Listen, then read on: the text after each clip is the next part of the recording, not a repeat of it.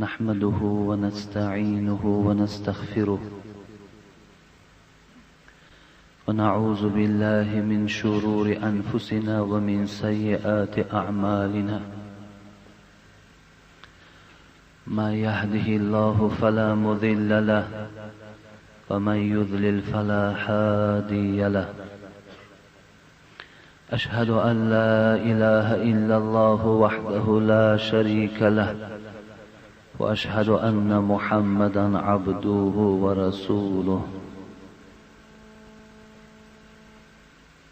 أعوذ بالله من الشيطان الرجيم. يا أيها الذين آمنوا اتقوا الله حق تقاته ولا تموتن إلا وأنتم مسلمون.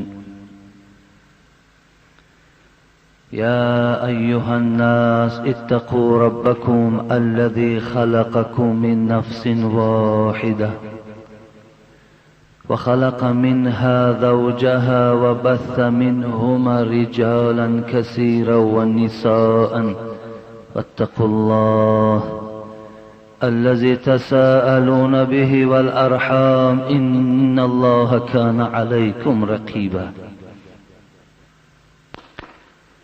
يا أيها الذين آمنوا اتقوا الله وقولوا قولا سديدا يصلح لكم أعمالكم ويغفر لكم ذنوبكم ومن يطع الله ورسوله فقد فاز فوزا عظيما.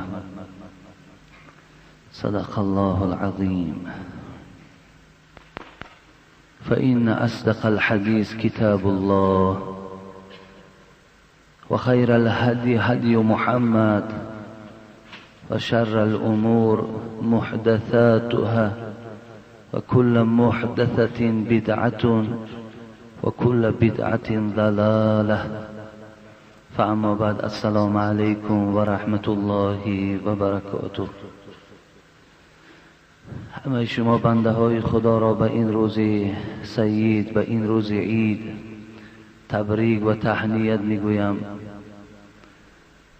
و از خدای مهربان مسئلت دارم که امروز عبادت های شما را خداوند قبول گرداند و ثواب او را در نامه اعمال شما خدای مهربان کتابت فرماید و همه آرزوهایی که در دل دارین اگر نیک باشد خدای مهربان برآورده گرداند.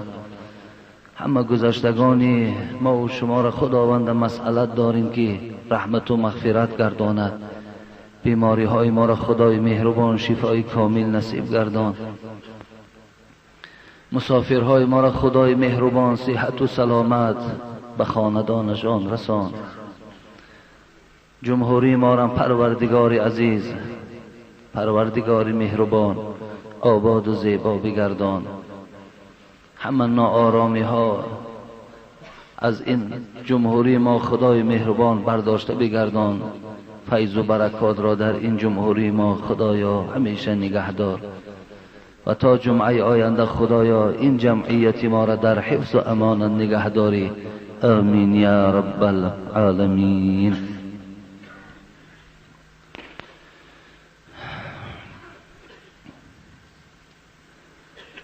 جمعه گذشته الحمدلله ما و شما اطراف حیات و حیات خیلی پرسعادت حضرت عثمان رضی الله عنه صحبت داشتیم و وعده دادیم که این جمعه هم انشاءالله برنامه ما، موعظه ما اطراف حیات این حضرت، کارنمایی های او، چقدر فتوحات، چقدر پیشروی ها در دوره های حضرت عثمان شد و اگر وقت گنجایش دهد انشاءالله از طریق مظلومانه به قتل رسیدن حضرت عثمان برای شما حکایه میکنم. قبلا چگونه ای که در جمعه ها اعلان کردم، آغاز صحبت از خود سخنهای حضرت عثمان آغاز میکنم. چگونه جمعه های گذشته هم سخنهای گرانبهای این حضرت من برای شما شرح دادم و امروزم باشد آغاز صحبت از سخن خود حضرت عثمان آغاز می شود.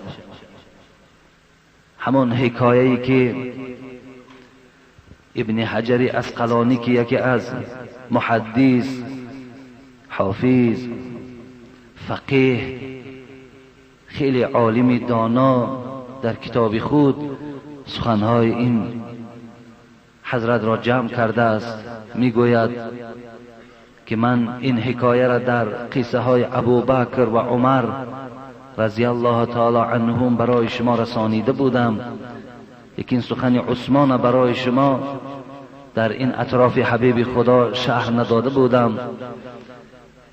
حکایه این چنین بود که حبیب خدا آن چیزی که از این دنیای ما دوست می داشت برای اصحاب خود اعلان کرد تا که امت او تا روز قیامت محبوب این سه چیزی که حبیب خدا دوست می داشتند بر این سه چیز محبت داشته باشند، که این حرمت زن بود، این همیشه پایبند در نماز بود و خوشبویی بود.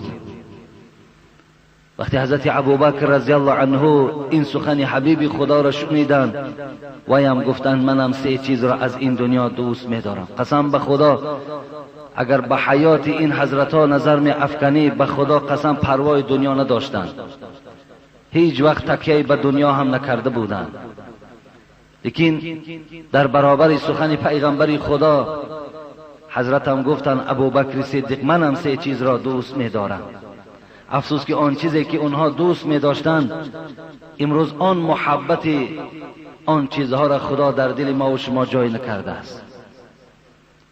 حضرت ابوبکر گفتند اولین چیزی که دوست می دارم نظر به چهره تو هست ای حبیب خدا، که هیچ وقت نمی خواهم که چشمهای من از نگاه تو کنده باشد. دوم چیزی که دوست می دارم این است که عایشه دختر من در نکاح تو باشد. سوم چیزی که دوست می دارم تمام آن چیزی که از بایگری جمع کردم در راه خدا اونها را خیر کنم. حضرت عمر رضی الله عنه هم گفتن راست گفتی ای ابوبکر منم سه چیز را دوست می دارم. دوست داشتن عمر چی بود؟ امر معروف را دوست می دارم. اولین چیزی که دوست می دارم این امر معروف است، این سخن خدا را شنیدن است یا سخن خدا را به گوش بنده های خدا رسانیدن است. دوم چیزی که دوست می دارم این نهی منکر است، آن چیزی را که خدا ما را نهی کرده است از خوردن او، از پیرو شدن به او به گوش مردم رسانیدن. سوم چیزی که عمر گفتن دوست می دارم این بود که لباس های داشته باشم که تازه باشن لکن پارگی داشته باشن. حضرت عثمان رضی الله عنه هم که من اینها را برای شما شرح داده بودم در قصه های حضرت ابوبکر و حضرت عمر، حضرت عثمان هم رحمت الله علیه گفتن ای عمر راست گفتی منم سه چیز را دوست می دارم. برادرای عزیز و گرامی، عثمان ثروتمند بود، عثمان مالدار بود، عثمان دولتدار بود، عثمان پولدار بود، لیکن آن چیزی که عثمان دوست می داشت باور کنید برادر عزیز امروز اگر با ثروتمندهای ما مقایسه کنیم محبت عثمان با محبت آن چیزی که ثروتمندهای ما دوست می دارند برابر شدن نمی تواند. آدم ثروتمند، آدم با نفوذ میگوید من دوست می‌دارم حب الی من الدنیا ثلاث، منم از دنیا سه چیز را دوست می‌دارم. چرا دوست می‌داشت؟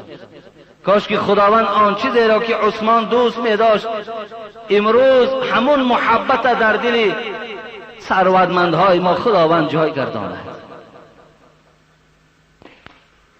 حضرت گفتن اشباع الجیعان و کسوة العریان و تلاوت القرآن. سه چیز حضرت گفتن دوست می‌دارم. یکم این که هیچ وقت نمیخواهم که در مدینه منوره، هیچ وقت نمیخواهم که در همسایه‌داری های من شخص گرسنه باشد. میلم همین است، خواهشم همین است که این مبلغی که خدا برای من نصیب کرده است برای آدمای گرسنه و صرف کنم. محبت ببینید، محبت حضرت عثمان، محبت آدم ثروتمند، اون محبتش به عملش راست بود. دوست می‌دارم که هیچ وقت در این مدینه منوره، در این اطرافی های ما شخص گرسنه باشد و عثمان سیر باشد، این را هیچ وقت نمیخواهم. زیرا حضرت عثمان میدانست که حبیب خدا را پرسیده بودند ای الاسلام خیرون، ای حبیب خدا کدام عمل در اسلام بهترین عمل است؟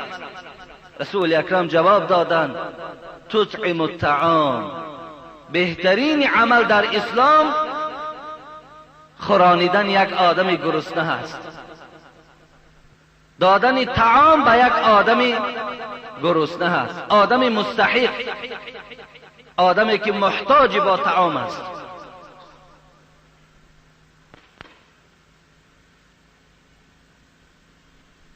دوم چیزی که حضرت دوست می داشتن کسوة العریان. دوست می دارم که هیچ وقت نفر یافت نشود که بدن او عریان باشد، بدن او بی لباس باشد. برای من پسند نمی آید که بنده های خدا از عذاب لباس داشته باشند. دوست می دارم که این مال و ملک خدا برای پوشانیدن آدمان کمبغل، آدمان نادار این صرف کنه. محبت ببینید.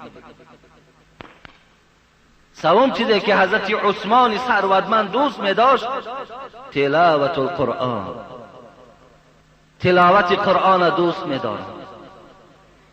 هیچ وقت حضرت عثمان میگوید از خواندن قرآن سیر نکردم. راویای تاریخ میگوید خدا رحمت کند حضرت عثمان هر هفته یک بار در 2 رکعت قرآن ختم میکرد. اینقدر محبتی به قرآن داشت. نائله عائلش بودن، میگفتن هر شب میگفتم عثمان اینقدر زحمت، قرآن جمع کن، یک اندک راحت کن. حضرت عثمان به عائلش میگفت قسم به خدا چشم از قرآن کنده نمیتونه. اینقدر محبتی به قرآن داشتن، قرآن دوست میداشتن.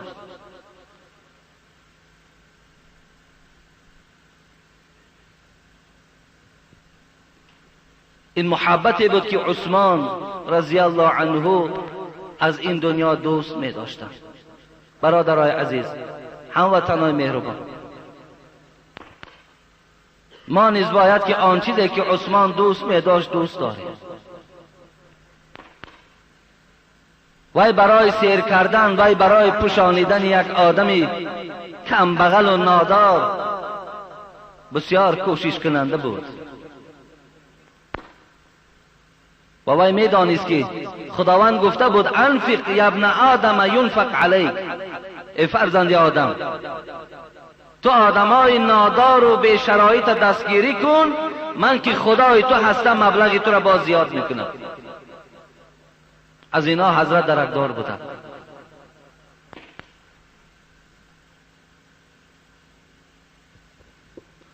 خلاص اینجا من صحبت قطع میکنم. راستی بر اطراف این خیلی صحبت های زیاد من اطراف خیر احسان ها صحبت کردگی هستم. فقط کاری کنیم که حسرتی نشویم. خواهیم نخواهیم قصه قرآن است که انسانی که ثروت دارد، مال دارد، لیکن در راه درست وقتی وی صرف نمی کند، حالتی که در حالت محتضر، حالتی که این زمان یا زمان دیگر جان او را خدا قبض می کند، وی حسرت می خورد که کاش که خداوند برای من مهلت نصیب گرداند تا که من از جمله آدمای صالح شوم، کاش که از جمله آن کسانی شوم که مبلغ خود برای آدمای گرسنه و آدمای نادار صرف کنم. حسرتی می شود.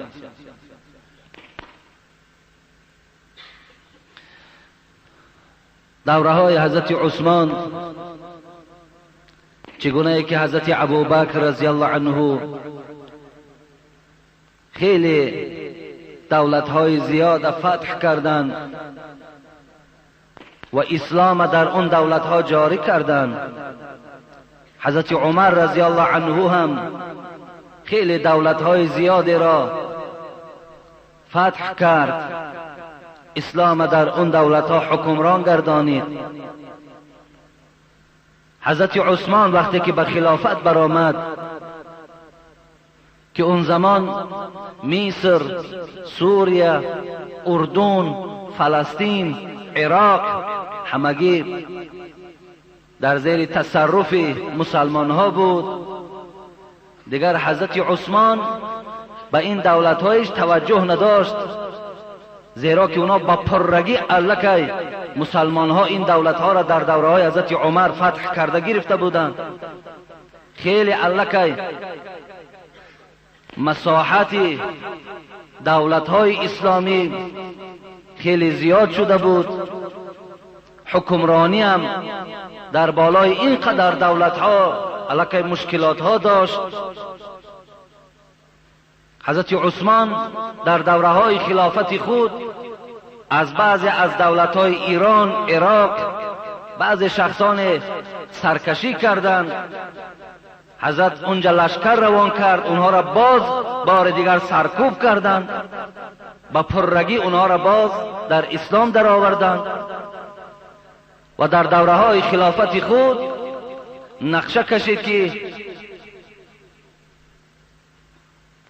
افریقا میگیم یا افریقا میگیم این دولت فتح کند و این چنین هم کرد. به جانب مصر در آمد، از طریق دولت مصر افریقا را فتح کرده گرفت. بعد افریقا را تسلیم کردن حضرت نقشه کشید که باید هجوم به اندلس شود، به اسپانیا.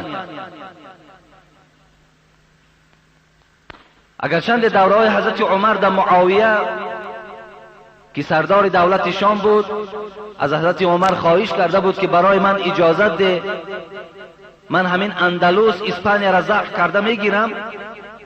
حضرت اجازت نداد که اونجا طریق بحر هست، البته ما آماده جنگ بحری در خوب تیار نیستیم. لیکن دوره حضرت عثمان در باز همین معاویه ابو سفیان از حضرت عثمان خواهش کردند که برای من اجازت ده تا که من همین اسپانیایی که امروز است فتح کرده گیرم. حضرت اول ناراضگی دادند، بعداً معاویه که باوری کنند او را که از دست من می آید انشاءالله این خواست خدا بود، اجازت داد با طریق دولت مصر اسپانیا را هم ضبط کرده گرفتند. خیلی فتوحات کلان بود. یکی افریقا را در زیر تصرف اسلام در آوردن، یکی اسپانیا را فتح کرده گرفتن، اینا کاری آسان نبود. بعد از آن حضرت نقشه کشید برای گرفتن قبریس، که قبریس عربها قبریس میگن، اصلش کیپر که ما و شما کیپر میگوییم. این در قسمی همین شرقی میانه زمین بین دولت سوریه و ترکیه که مساحت در گیوگرافیا 9251 مربع میگویند، که مرکز دولت این کیپر نیکوزیا بود. این سال 1878 انگلیا گرفت، در زیر تصرف خود در آورد سال 1959 این دولت کیپر بعد مستقلیت شد. ان همین دولت هم در دوره حضرت عثمان فتح کرده گرفتن. خیلی فتوحات زیاد در دوره های حضرت عثمان به دست می آمد. مقصد مسلمان ها بسیار اتفاق بودند، بسیار متحد بودند. همگیش فقط شمشیری که کشیده بودند برای فقط از بین بردن کفر بود و ضلالت بود و تاریکی ها بود. بسیار حرکت هاشون خوب بود، لیکن وقتی که حضرت عثمان رضی الله عنه شهید شد، او را مظلومانه قتل کردند، این متحدی و این اتفاقی از بین مسلمان ها برده شد. اتفاقی و متحدی از بین رفت. و دویم این که اختلاف، افتراق، جدایی، پراکندگی در بین مسلمان ها روز به روز دامن خود وسیع میکرد.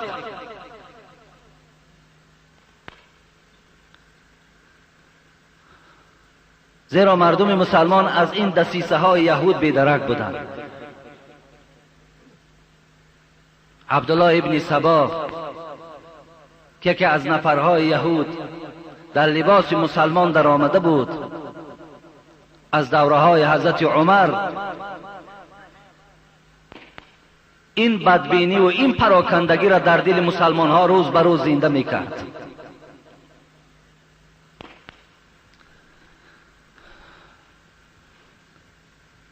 قصه را کوتاه میکنم. طریق فتنه هایی که در مدینه برپا شد از کجا سر زد؟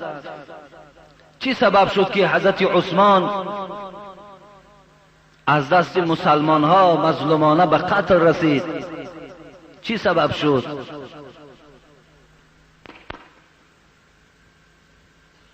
حضرت عبدالله ابن سلام خدا رحمتشان کند گفته بود اگر عثمان کشته شود من برای شما گواهی میدهم که تا روز قیامت این کار ده که از غلاف جدا کردین در بین خودتون حرکت میکند. سخن همون حضرت ها شدند.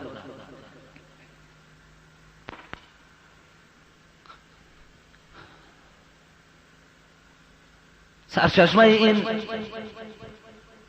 بدبختی ها را تاریخ بیان میکند که در مصر حاکمی بود به نام عبدالله ابن ابی سرح. در دوره حضرت عثمان اونجا حکمرانی مصر به ذمه او بود. 700 نفر مردها از مصر به نزد حضرت عثمان به مدینه آمدند و نزد حضرت عثمان شکایت کردند که عثمان عبدالله ابن ابی سرح که حاکم مصر هست مردم را بسیار ظلم میکند. خواهش ما از تو این است که او را از کار برطرف کن. حضرت عثمان در حال صحابه های بزرگ اونجا حضور داشتند. حضرت ابو طلحه بود، طلحه ابن زبیر بود، حضرت سعد ابن ابی وقاص بود، حضرت علی بود، حضرت عایشه مادرمان بود. صحبت کردند و حضرت عثمان فرمان برآورد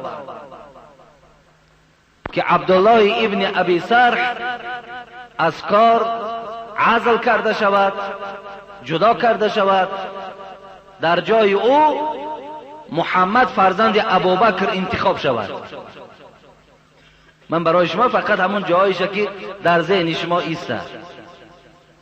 خیلی روایت های زیاد است، هر گونه هر خیل روایت ها در کتاب ها هست. فقط من یک طریق ساده شو برای شما بیان میکنم.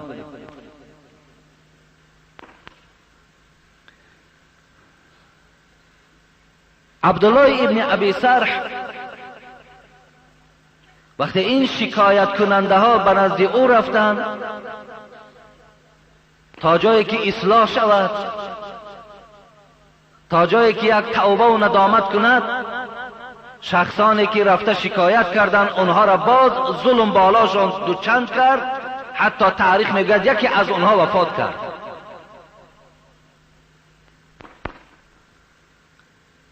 حضرت عثمان خیلی در غضب شدند و حضرت محمد ابن ابوبکر را برای انتخاب حاکم مصر روان کرد با همراهی چند صد نفر. وقتی که اینها در راه می رفتند، حضرت محمد فرزند ابوبکر بود. وقتی در راه می رفتند میگوید یک موضع را گذشتند، دو موضع را گذشتند، سیوم موضع را هم گذشتند، قریب به مصر آمدند.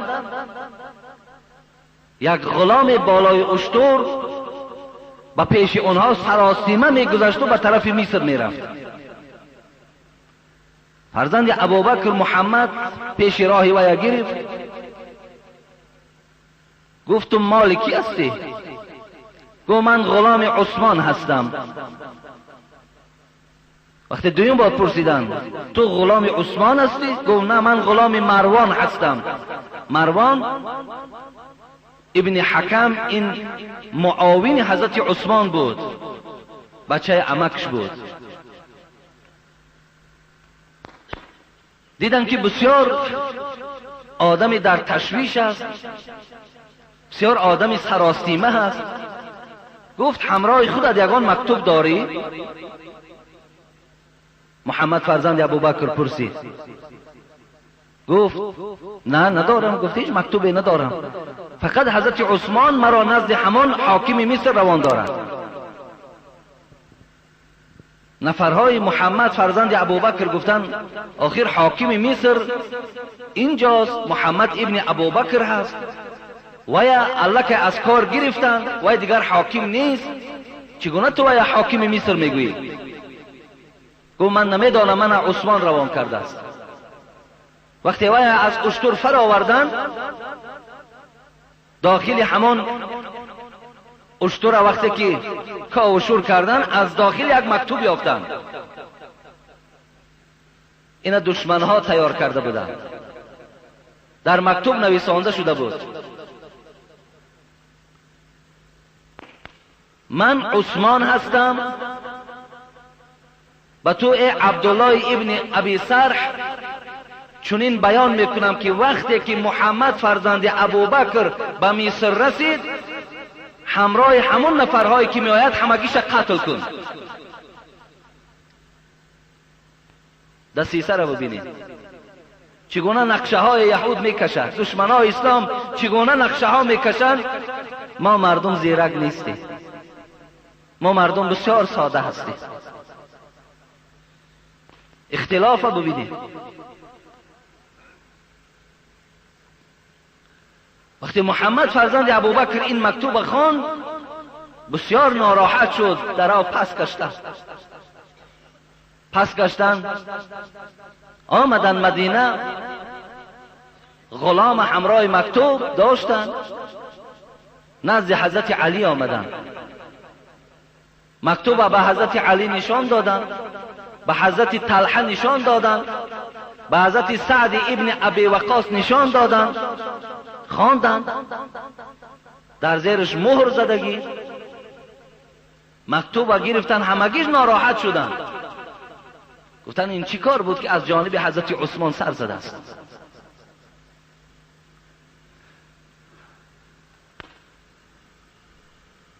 آمدن نزد حضرت عثمان در آمدن، گفتن عثمان همین مکتوب توست؟ حضرت عثمان گفتن قسم به خدا این مکتوب من نیست. وقتی حضرت عثمان قسم میخورد، همه اصحاب که از حال او درکدار بودند، از صادقی او درکدار که بودند، قسم حضرت عثمان در حال باور کردند. گفتند عثمان هیچ وقت دروغگوی نیست. گفتند نباشد این مکتوب از دست معاون تو مروان است، مروان برای ما تسلیم کن. از او پرسانی میکنیم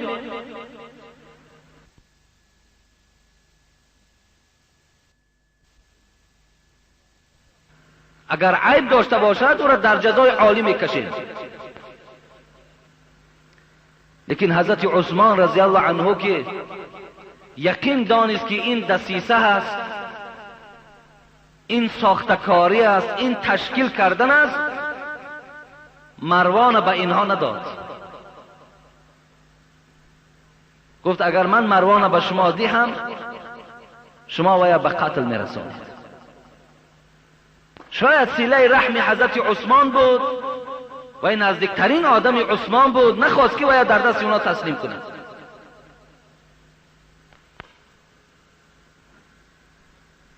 خلاص همگیش از خانه حضرت عثمان بر آمدند و مردم مصر آمدن اطراف خانه حضرت عثمان احاطه کردند. فقط سخن یک است، مروان برای ما تسلیم کن. حضرت هرچند که می گفت که این مکتوب ساختکاری است، این مکتوب از مروان نیست، باور نمی کردند. زیرا اینجا دیگر دسیسه های عبدالله ابن سبا بود که دیگر این سخنهای محمد فرزند ابوبکر نبود. دسیسه می انداخت، راه نشان می داد. خلاص خانه حضرت عثمان محاصره کردند.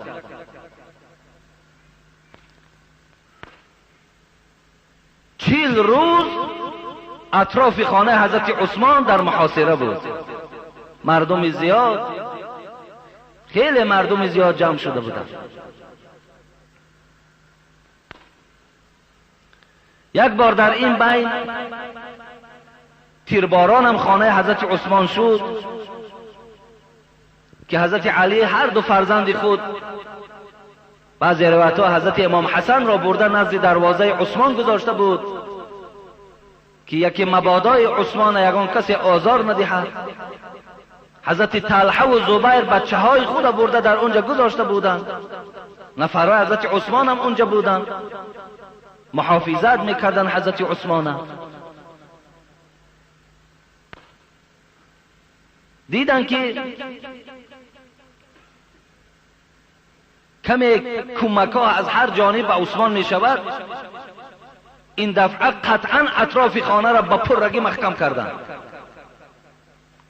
صاحبای تاریخ می گویند 40 روز خاندان حضرت عثمان چیزی از بیرون کمک را نمیدید. حضرت در داخل همراه عائله خود فقط کار تلاوت قرآن بود. در باب کرامات حضرت عثمان میگوید این چنین آمده است که در همین 40 روزی که حضرت را آب ندادند، طعام ندادند، بار هم میگوید سخنی بد از زبانش نسبت همین مردم نآمد. بار چیزی نگفتند، صبر کردند، تحمل کردند. بار بالای بانگش برآمد، میگوید خیلی تشنگی او را غلبه کرد. برآمد و گفت ای مردم، گفت انصاف دارید یا ندارید؟ چای رومه که در مدینه در دست یهودی بود، من 35,000 درهم داده و یک خریدم، به خاطر او من واجب الجنت شدم. آیا حق یک مشت آب ندارم؟ کسی به سخن حضرت عثمان توجه نمیداد. ای مردم،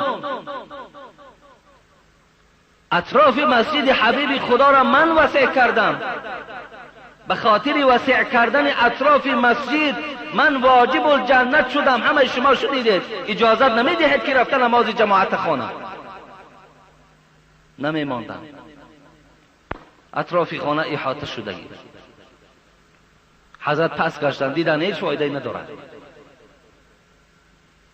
از بین چند روز باز گذشت، این دفعه هم بیقرار شدن و بالای بانکشان بر آمدن، صدا زدن آیا علی هست؟ گفتن نیست. آیا طلحه و زبیر در بین شما هست؟ گفتن نیست. حضرت حیات گفتند اونا دیگر در این حالت در این بلوا اشتراک کردن نمی توانستند.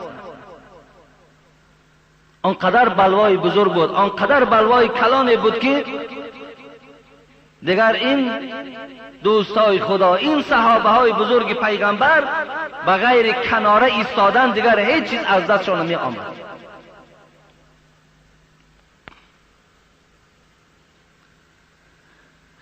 بیرون برآمد و باز گفتن چی میخواهی؟ گفتن آیا شما نشنیدین از پیغمبر خدا که اطراف شهید شدن من در حدیث های مبارک گفته بود؟ آیا نشنیده بودین؟ شهید شدن پیغمبر خدا را، شهید شدن حضرت عثمان حبیب خدا در دوره های حیات خود گفته بود. روایت در صحیح بخاری است ان رسول الله صلی الله علیه و سلم صعد احودا فرجف بهم و معه ابو بکر و عمر و عثمان. رسول اکرم بالای احد برآمدن، کوه احد برآمدن، زمانی که همراه خودش ابو بکر بود، عمر بود، عثمان بود. این زمان کوه احد در حرکت در آمد، می جنبید. رسول اکرم که راوی این حدیث میگوید گمانم این بود که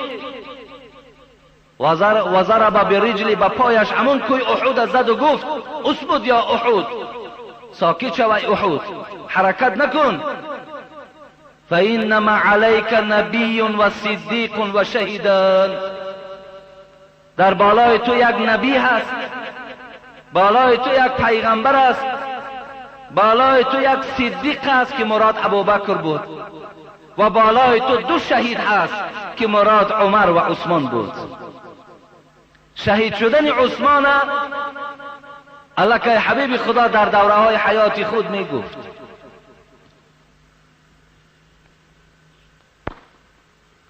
حضرت عایشه مادرمان که این در سنن ابن ماجه است روایت می آورد که قال رسول الله فی مرضه وددت ان عندي بعض اصحاب. وقتی حبیب خدا بیمار شد، بیماری مرگ بود، گفت دوست می دارم که در نزد من صحابه از من، همنشین از من حضور داشته باشد.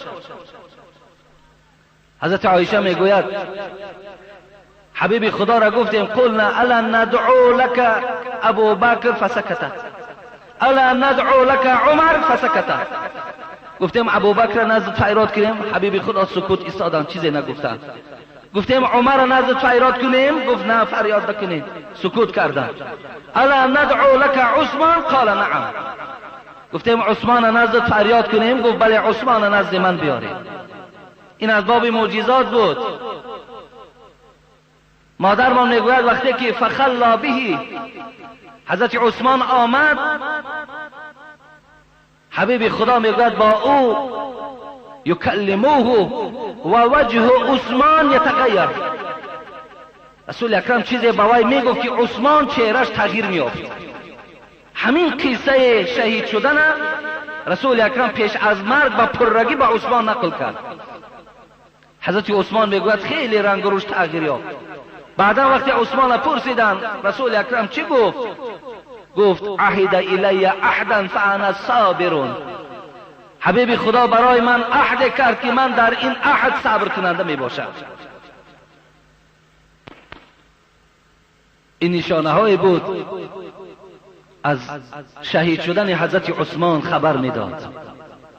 حتی از باب کرامات حضرت عثمان این بود که 8 کوکب گفتگی یک موضعی بود است که حضرت عثمان پیش از محاصره خانهش گفته بود است که اینجا شخصی را میارن که بسیار آدم صالح است. وقتی حضرت از دنیا گذشتن در همون موضع خود حضرت عثمان برده گرانیدن. مسعود فریاد زد. جانبدارای حضرت عثمان گفتن اجازت میدهی که ای عثمان خون این اغواگرها را ما ریزانیم؟ حضرت عثمان گفتن نه، گفتن من نمیخواهم که شخصی که کلمه لا اله الا الله گوید خون او ریخته شود، این ده من اجازت نمیدهم. پس جانبداراش گفتن مادام اجازت نمیدهی پس خلیفگی را سپار. حضرت گفتن خلیفگی را سپاریدن نمیتوانم. گفتن چرا نمیسپاری؟ گفتن به خاطری که حبیب خدا باره گفتن ان والله کالله هذا الامر یوما فارادك المنافقون ان تخلع قميصك الذي قمسك الله فلا تخلعه يقول ذلك 3 مرات. گفت چرا نمیسپاری؟ گفت به خاطر این که حبیب خدا گفت که روز از روزها تو در خلافت می نشینی، انسانهای پیدا می شوند که می گویند که خلافت سپار، خلافت نسپار، و الا اگر سپاریدی بوی جنت به مشامت نمی رسد. این سخن گو من از حبیب خدا شنیدم، نمیتوانم که خلافتم سپارم، نمیخواهم که از شفاعت حبیب خدا روز قیامت محروم مانم.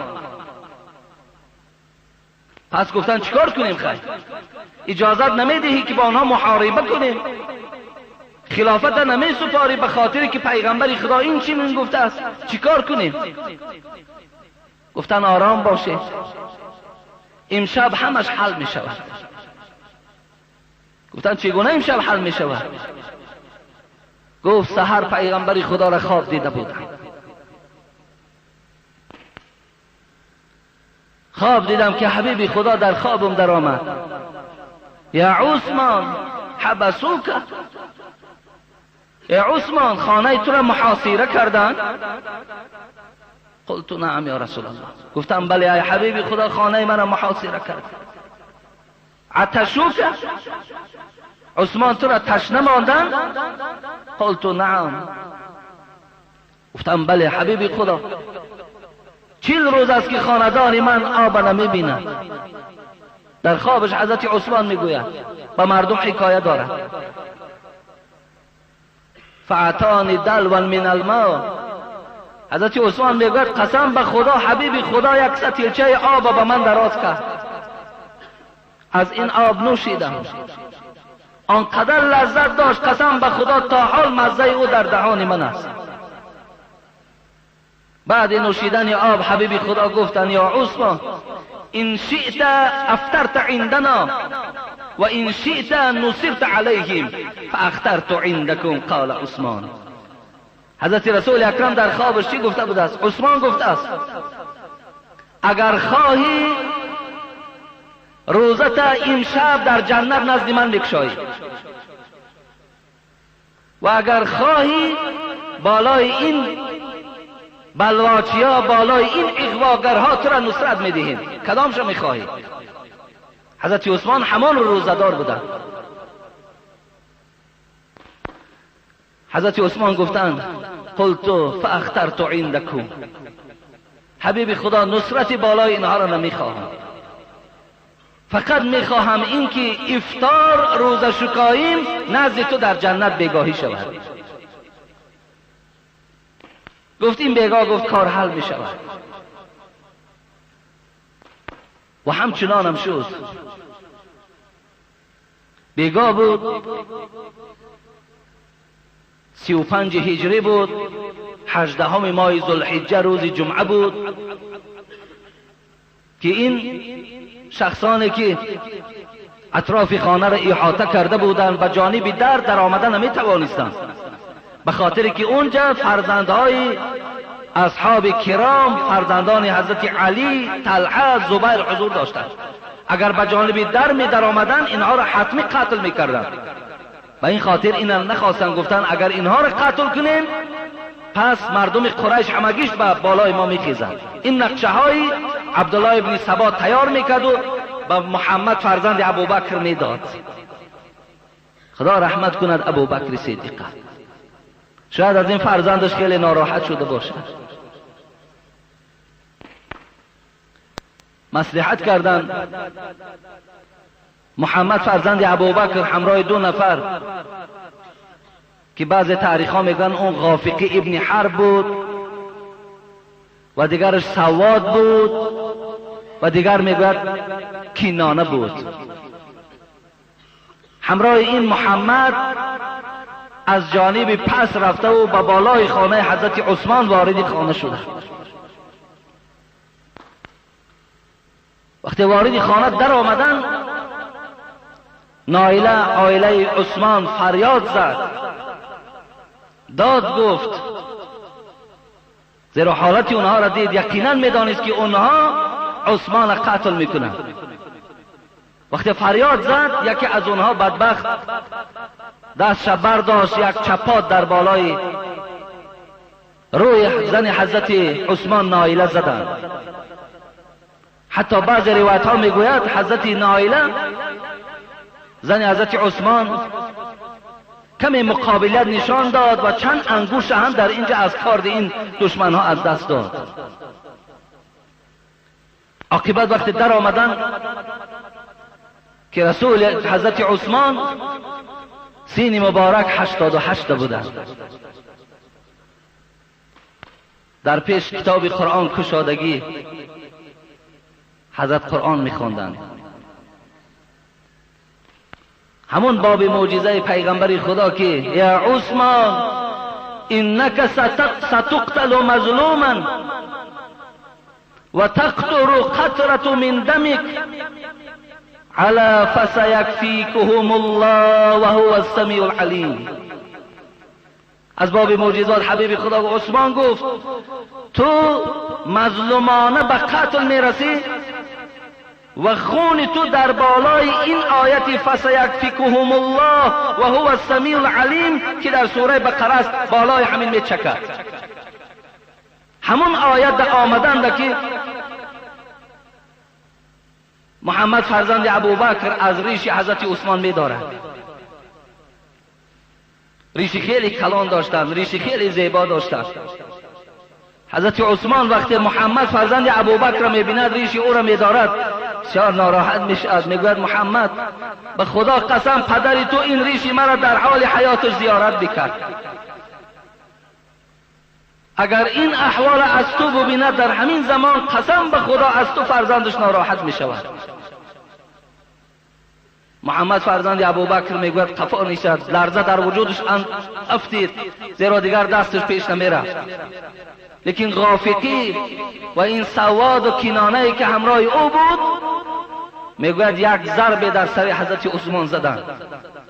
برابر زدن همون خونه که از سر حضرت عثمان جدا شد بالای همون آیت فسیکفیکهم الله و هو السمیع العلیم چکید. و این قرآن الحال میگه در مدینه منوره وجود دارد. همون خون حضرت عثمان بالای همین آیت قرار دارد. اینقدر میگوید بیرحمانه کردن، حتی وقتی او را غرتانیدن به همین هم قناعت نکردن. سواد میگوید در حال میگوید کار گرفت و شکمی او را شکاف کردن گرفت. دیگری او کله آن مبارک بریدن. وقتی نایله این حالت دید داد زد، میگوید کسی آواز او را نمیشنید. بالای بانگ برآمد گفت عثمان شهید شد. شما کجا را نگاه دارید؟ اصحاب درها را کشادن، آمدن حال حضرت عثمان دیدن. حتی قوت و قدرت نداشتن که جسد همون مبارک حضرت عثمان سروری کنن، جسد همون را جمع کنن، همین در قدرت نداشتن.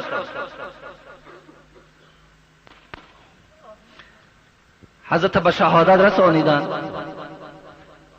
3 روز جسد مبارک برداشتن. همین بلواگرها و بالای خاکروبه‌ای که در مدینه منوره پرتافتگی بود، بالای همون خاکروبه را برده پرتافته.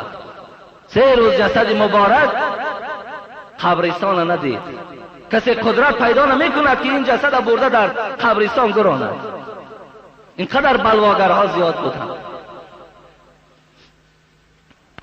عاقبت حضرت علی و این صحابه های بزرگ تشکیل کردند، جسد این مبارک حضرت گرفته بردند.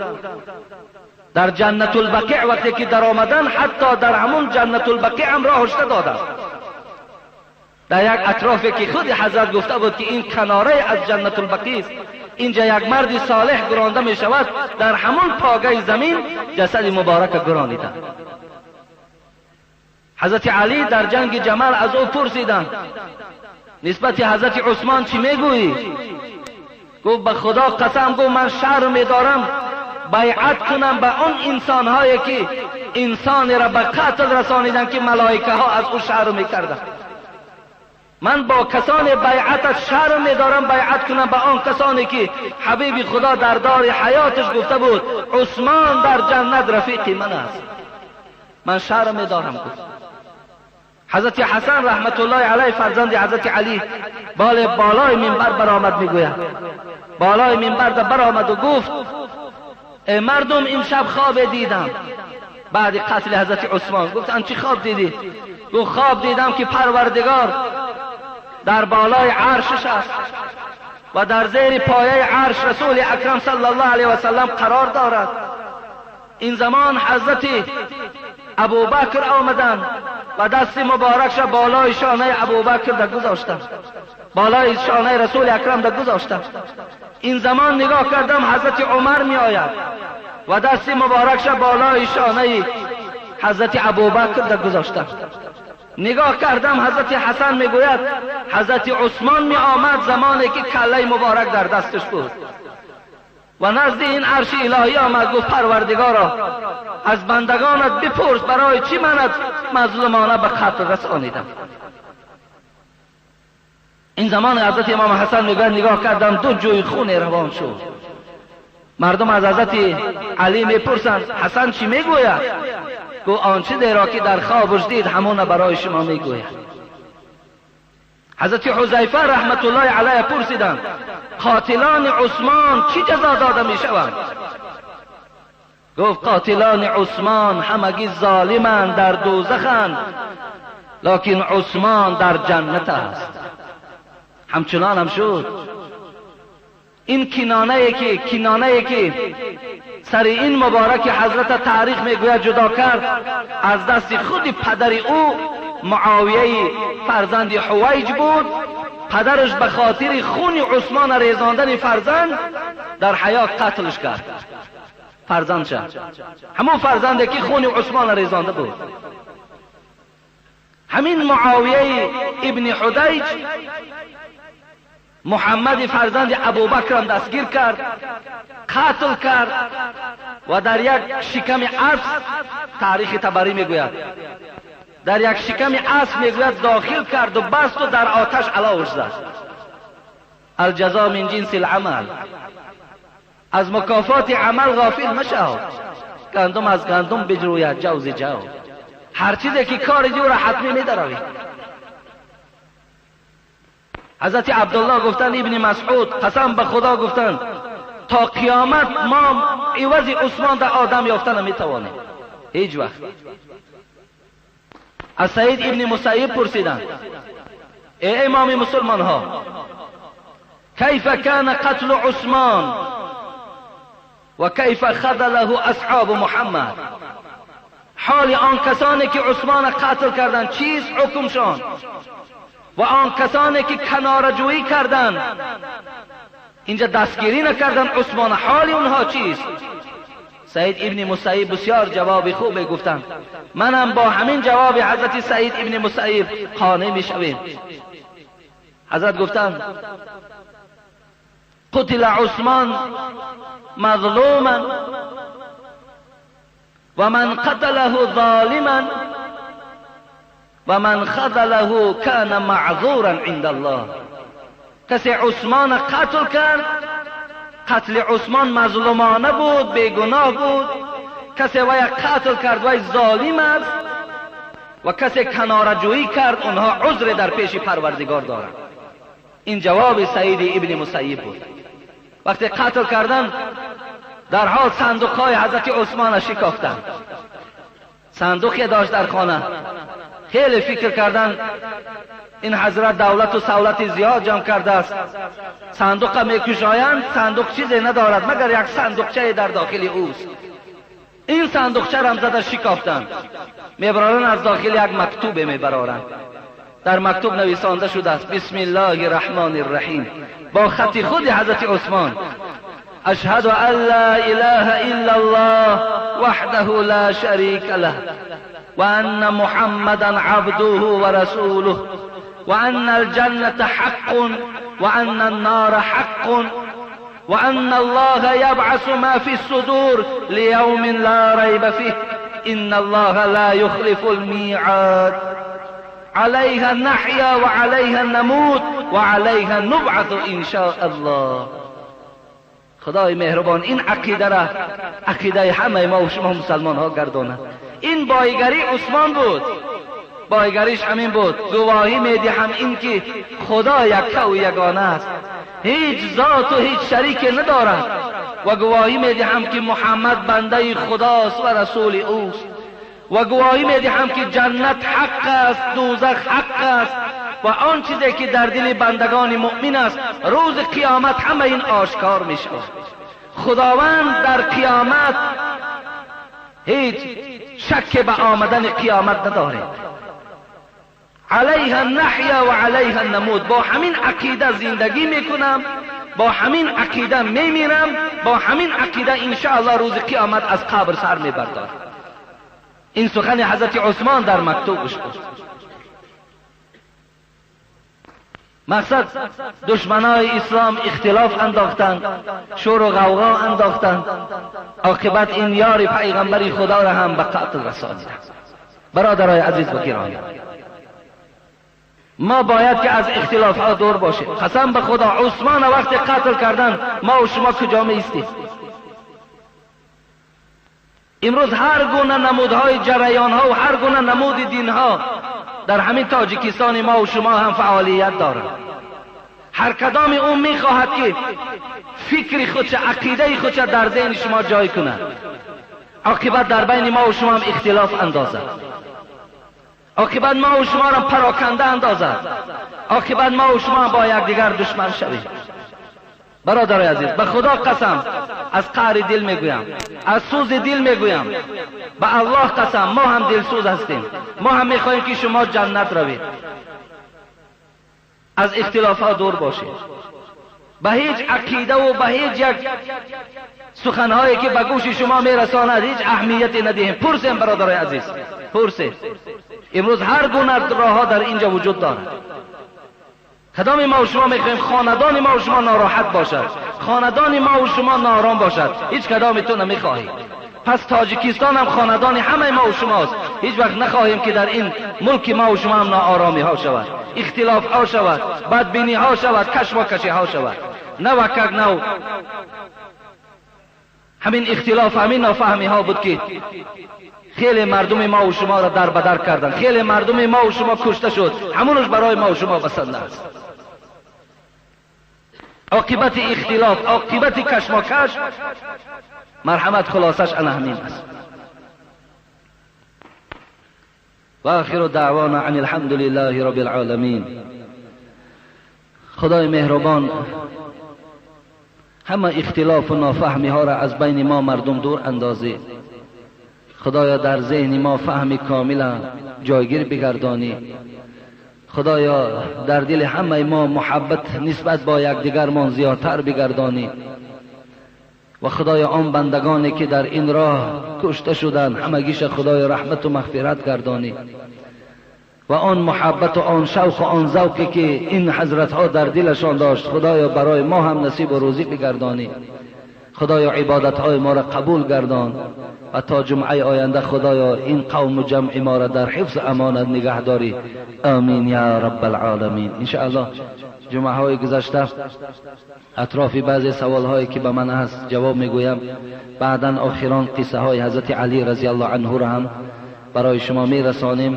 بعدا ان شاء الله به همین باز موعظه و برنامه هامون دیگر میشه. راستی بار همه اینم به خاطر آن بود که من به شما این دوستای خدا را شناس کنم که اینها کیها بودند، چی خدمت ها کردند، تا که باز یگان پلید و یگان آدم نافهم پیدا نشود و اینها را در نزد شما مذمت کند و شما باور کنید.